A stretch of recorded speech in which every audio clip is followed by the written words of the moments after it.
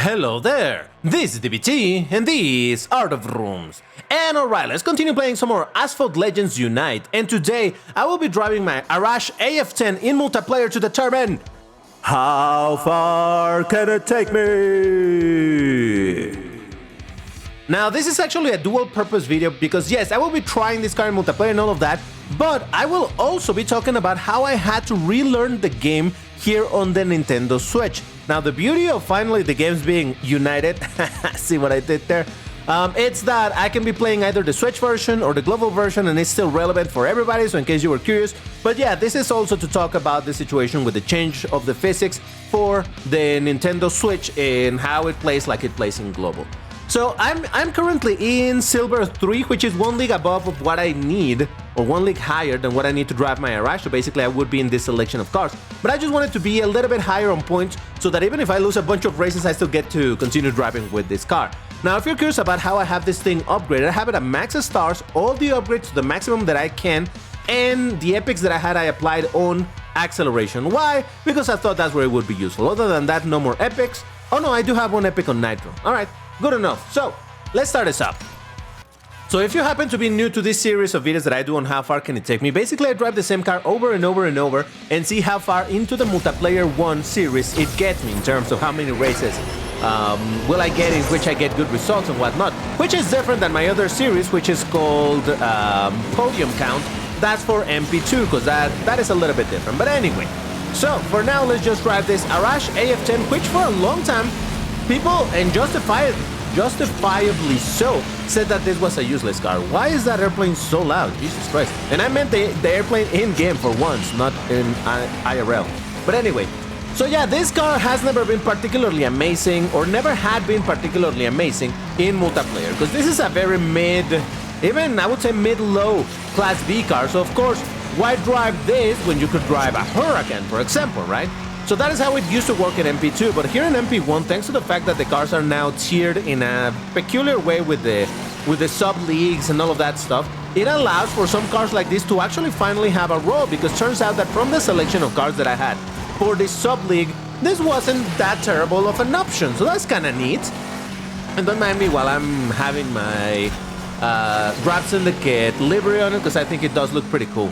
But anyway, so what was it talking about having to relearn the game? Well, again, for anybody that doesn't play the Nintendo Switch version of the game, and you are kind of tired of seeing the Nintendo Switch players complaining about it, alright, put yourselves in our shoes for a little bit. And I'm not saying that Switch players, you know, are in the right, just saying, understand a little bit. The fact that for Switch players, the game just massively changed from how it felt to how it feels now.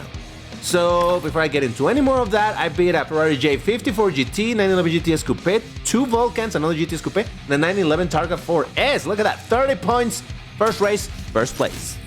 So as I was saying, imagine that you are a Switch player. No, if you're not a Switch player, just think about it this way. You've been playing the game as you've been playing the game for the past 5 years. And you're used to it, you even got good at the game in that way. And suddenly, there comes an update and they completely change the physics of the game and it feels completely different and you no longer feel comfortable with it. That's what happened to the Nintendo Switch players, and that's why they're making a huge noise about this, to some degree understandable, but hey, I personally feel like the loss in the special physics that we had, while not fantastic for Switch players, overall we gain a bunch of things from the Switch to Unite, so whatever. I'm not here to discuss whether it was a good or a bad thing. What I want to say over here is just the fact that I personally had to relearn the game, because indeed, I was used to the physics of the Switch, but thankfully, because I also play the global version of the game, meaning I would play this thing on Android, on my PC, on an emulator or whatever, I was kind of used to how the game drives in the global version, so these physics were never particularly difficult. Not that they were easy, but I was at least used to them, you know, it didn't feel like completely alien. So by the time that the Switch was updated to Unite and now we had to be playing with this physics, well, it wasn't that crazy of a jump for me, but that doesn't take away the fact that there has been definitely a learning curve for me, because I'm used to playing the global version of the game in keyboard. Because I play on my computer, now I have it installed on Steam, so I play with the keyboard. I do have a controller, but I've just been always comfortable playing with the keyboard. So now here on the Switch playing with the controller, it's been a bit tough. I recently made a video a couple days ago, I'll be leaving the link on the top right about now, where I talked about how the trick to, at least for me, the trick to get not lose as much speed as I'm steering in this version of the game was just to massively decrease the sensitivity. And once I did that, the game started to feel a lot better. All right, look at that. Ferrari LaFerrari. That's a Class A car. 𝐓𝐚𝐤𝐞, Vulcan, 𝐓𝐚𝐤𝐞, Viper ACR, the Tomato. Oh, wow, the Tomato fell back pretty hard. He was actually ahead of me for a little bit. That's another first place. Lovely. For the sake of variety, I'll be removing the livery, and now I'll be driving with some of the official colors, which looks kind of interesting. You know what? That looks kind of dope, though very not showy or flashy in this lighting. Okay, it's fine. Okay, this race is gonna be interesting because it's in Paris, and there's an SEG 00. What is it? That one. 007, I think. No, 003. Right, 003. And in Paris, maybe that car can do pretty good if it's one of those versions that has a lot of straight lines. Did you know that the 003? It's pretty damn quick. Really damn quick. Now the problem is that it doesn't drift. So I don't know. It'll be interesting. But yeah. So anyway, indeed, the learning process has been there. I don't think I'm at the same level of playing in the Switch that I am in Global. And again, that's not to say that I play great in Global. Not even a little bit. But let's say that if I played a 5 out of 10 in Global, right now I'm playing a 4.2 out of... No, wait. How did I say it? If I have a 5 out of 10, yes. If in Global I'm a 5 out of 10, over here I'm a 4.2 out of 10. So yeah, it's not amazing, but I'm getting close to how I perform in the other version, so that's good enough. Now, because I am playing with analog steering here on the Switch, maybe there's an opportunity to eventually learn how to steer better and not lose as much speed. So, but overall, I mean, I already know how to do it. I just don't have the practice to really get good at very careful light steering. But you know, practice makes perfect, or so I want to believe. So that's fine by me. Yeah, I gotta say that I'm a little bit disappointed how the colors of the Arash look. Whether you're in race or in the garage, it just looks pretty. But hey, listen. At third place, that's not too bad. Let's keep in mind that I am in Silver 3, so technically I am above the league where the sub league where this car should be pretty alright. So there you go. Yeah, look at that. The 𝐓𝐚𝐤𝐞 won. Yeah, I said it. If we had a version that was relatively top speed oriented, the car could do probably really good. Whoa, boy, here comes the overclocked cars. Jeez. All right, let's see how we do over here. And I just saw over there in this race the Jag XJ175BW1216. I don't know what it's called. It just got a car hunt for Legend Pass. Excuse me, Unite Pass owners. Oh, someone's gonna quit this race. This is why it's taking so long. By the way, there's a pro tip for you. Not a pro tip, but yeah, if the race is taking a while, it's because someone quit. There it is. If nobody quits, the race starts super quick. So, hey people, if you're gonna quit a race, please quit the race after the countdown has already started. Quit it after. In that way, you know, the race can start a lot quicker for everybody. You might be thinking, yeah, but I gotta wait. Well, yeah, but think about it the other way, right? If you are trying to get into a race and you're like, what, this is taking forever, it's because someone quit the race before the countdown started. So it is affecting you in some way, in the way that you shouldn't pollute the world, so that even if there's still gonna be pollution, you know, you did your little part. It's the same thing. So there you go. It's the Kumbaya message by DBT. But anyway, so oh crap, I forgot what I was saying before that. I got distracted by the whole thing. The car, I don't know. The car, definitely, I've been having some fun driving this thing, and I actually kind of like this car from Asphalt 8, because you know that I play a bunch of Asphalt 8 as well. And I've always defended this car in Asphalt 8 because it is in a very peculiar position. I'm not going to talk too much about it, but a lot of people hate this car because they say that it's a terrible car. Well, I say it's an okay car. It may not be amazing, but it's not as bad as people make it out to me. So because of that, I have a little bit of a soft spot for this car, and I'm like, oh, I gotta drive it in here as well.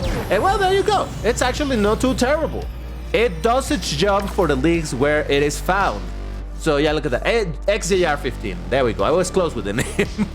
SAR Ferrari J50 and a Stereo Dodge Viper. Oh yeah, I was talking about the car hunt. Yes, the car hunt. All right, I'll leave that for the next race.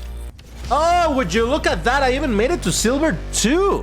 Sheesh, All right, pretty dope. Oh, and I got my 10 packs, which are gonna be full of absolutely nothing useful because I got all of these blueprints already. Fair enough. Though all of this is pretty useful.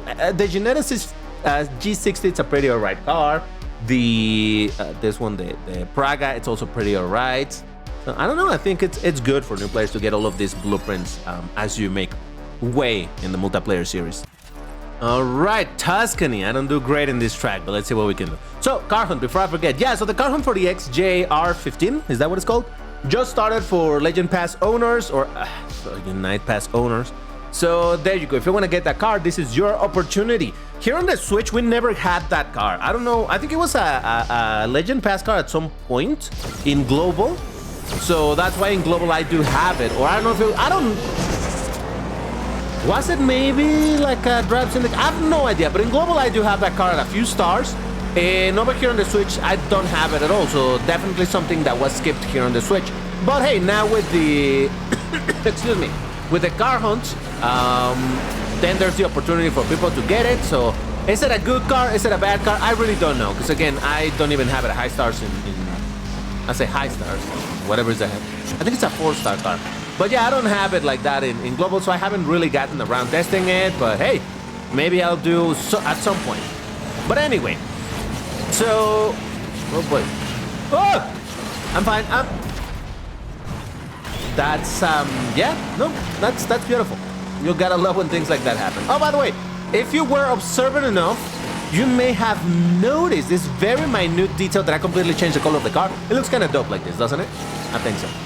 But that's fine. Listen. I did get a bunch of good results in a row, so getting a bad result from time to time, that's honestly expected. And that's really the and granted, this is because the physics just did me dirty. He also ringed that. The physics did me dirty, but the whole point of this video or this series of videos, how far can it take me, is precisely to see how the car, where it is it gonna perform, you know, where you get to use the car. Does it perform alright? And eventually it'll reach a point where it won't be useful anymore because it's gonna be facing much stronger cars. But in this case, once again, it was mostly about the physics doing me dirty, so I cannot make any conclusions from this. It's fine. Let's move on. Okay, a bunch of faster cars to me. Well, there's a couple of Vipers, not faster than me, but I saw a Vencer Sarth, I saw a 𝐓𝐚𝐤𝐿 003, so we'll see how we do.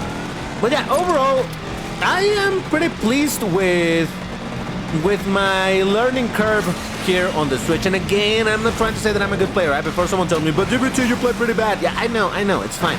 I play alright for my expectations. But yeah, I thought I was gonna have a harder time adapting to the game here on the Switch, but no. And actually, it really helped that the game performs really good. I had thought that I wasn't gonna be playing the Switch version anymore because I was expecting the performance to be terrible, and then with all of the stuff that we did lose, you know, the cheaper car hunt, the lower refuel times, and all of that stuff. I'm sorry for the coughing, guys. I have a phlegm stuck or something, so it's kind of annoying. But yeah, I thought that I wasn't gonna be wanting to play the game because of all of those things, but mainly because of the performance issues. I thought, hey, if it's gonna be performing terrible, why would I play this over the global version or the Steam version, since over there in my rig it can, you know, it runs pretty well. That was my original train of thought, and first place, that's surprising. I wasn't actually expecting to get a first place from this, but you know what, I'll take it. Look at that, Vencer Sarth, Super Electra, Viper, there's a 𝐓𝐚𝐤𝐿 Sarth, Viper, and a J50. Man, this car be doing damage over here, jeez. And while I do plan to obviously to continue playing also in the global version on my Steam install of the game, you know, they're separate accounts, so basically I have different cars, and that is a good thing, because for example, in here in the Switch version I may have my Cyan at 6 stars, but you know, that's probably not gonna be extremely useful in MP1, but in the global version, I have it only at 3 stars, so that's fantastic to test it in MP2. You see what I'm saying? So it's kind of good to have a little bit of that difference on my accounts, because it allows for even wider variety of tests around here, so that's kind of nice. While over here in this series of How Far Can It Take Me, I mostly focus on cars that are gonna be at maximum stars or near maximum stars. The other series, the podium count, You know, because it's MP2 and the matchmaking is on with rank alone rather than leagues or anything. Yeah, it allows for some weird test of like, oh, I have this car at 2 stars. How bad is it? So I don't know. So yeah, I'm gonna continue playing both versions of the game. Now, which one will it be my main? I think I will continue maining my Switch version, mostly because here's where I have the better garage. And once again, I'm so really happy that we still got to keep offline and all of that stuff, which is what I value the most about this version of the game. Look at that. Vulcan beating Vulcans. I mean, granted, it's a bad class A, but still. Vulcans, Infinity Black, Infinity Project Black S, Volkswagen R, 01 Aster, and Ferrari J50. Well, to be fair... Alright, I'll talk about this in the next race. Having a look at the cars that are available to use right now in the leagues where I am playing, which is Silver 3 and 2, because I think I'm in Silver 2. Well, the Alfieri is a pretty good car. Why are people not bringing this? I mean, yeah, it drifts like Garbo, and it's a bit of a boat, but the nitro on this thing is pretty good, and it's pretty fast for a classy. But yeah, this is common, J50 is common, 01 is common. They should be using more than 01, it's also pretty good. The rest are not particularly common. Over here in Silver 2, man, this car is fantastically beautiful for Class C, but over here it's not going to be able to do anything. So, common, relatively common, the LaFerrari. I saw that some people in Global had some problems getting it because apparently the blueprints are rare. I don't know. I got it at a point where it was easy to get. 𝐓𝐚𝐤𝐿, yeah, it's common. Ferrari F40, not common. Alright, yeah, so that makes sense. Oh, I'm also facing Silver 1, right? Alright, Sarth is common. Okay, yeah, so that explains a little bit. The people that I'm facing are driving also common cars. And that's not to say that my Arash being relatively rare, it's a better car or anything. I'm just trying to see why I'm facing things like the Vulcan and things like that. Well, they could be using, I don't know, some things that should be a little bit better. But yeah, I think it has to do mostly with the fact that a bunch of these cars, again, rare, rare, rare, rare, relatively rare, rare, rare, rare, rare, rare, rare. Oh, and the special hunt for this is coming soon, so it's kind of neat. But yeah, okay, that explains indeed why I'm facing the enemies that I'm facing. Fair enough. Okay, over here I do expect a bad result because it's Osaka, and Osaka, well, Osaka, you know, so we'll see, we'll see. Also, if you are a global player, how cool is it that over here we get, well, I haven't checked in global if they patched it already, but I hadn't noticed, whoa, the frame drops over there. All right, finally we found another performance issue. Still, overall I'm surprised at how well this thing is running. But yeah, I don't think in global we have that little icon telling us in which platform people are playing, right? That's something that I've only noticed here on the Switch, so that's kind of, how am I so far ahead of everybody? Are people farming? Are people still farming in here? I have no idea. No, but I'm playing against people from different systems, so how am I so far ahead on this car? Maybe turns out that the Arash AF10 is actually a hidden king, and I am only now showing you the meta. I have no idea. I think it's just a matter of luck or who knows what. But hey, listen, oh good, I'm not complaining. Or maybe the people that are driving the much better cars already have ranked out of here quite a while back, so now I'm left racing against the people who haven't ranked out of here yet. But hey, listen, we play at different times, alright? It's fine. As usual, if you're playing in the first day, first couple of days, you're gonna encounter some massively, what's the word that I want to use to not make it sound bad? Hold on. 𝐓𝐚𝐤𝐿, 𝐓𝐚𝐤𝐿, 01, Ferrari J50, Viper, Vulcan, and LaFerrari. Yeah, so if you're racing the first couple of days or the first few days of the series starting, you're gonna be finding the people who are really enthusiastic to get first places, you know, the people who are playing, you know, try hard. I didn't say that. They're try-harding in order to get the best results, which is fair, you know, everybody can play however they want to play. But yeah, if you want to take it a little bit chill, just wait a couple of days and then you should be having a bit of a better time. But alright, if you enjoyed this video, you know what to do, hit the like button, all of that good stuff, subscribe to the channel, why not? And if you would like to support me directly, please consider joining the 𝐓𝐚𝐤𝐿 membership. But that's all, thank you for watching, I'll see you next one, bye bye.